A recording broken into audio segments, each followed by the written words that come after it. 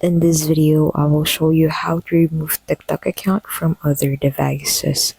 But before we get started with the video, please don't forget to check out the links in the description for bonuses and resources we share with our viewers. So to get started, go ahead and open TikTok on your device and then head over into your profile by clicking on that profile button. Click on the hamburger icon at the top right of your profile page, and then this will pop on your screen. So in here, make sure to select settings and privacy.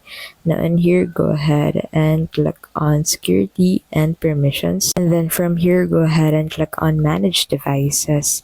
And then in here, you can go ahead and find all of the devices to where your TikTok account was signed in. So simply click on the trash icon at the right side of that device to be able to remove TikTok account from that other device. So that is how you can basically remove TikTok account from other devices.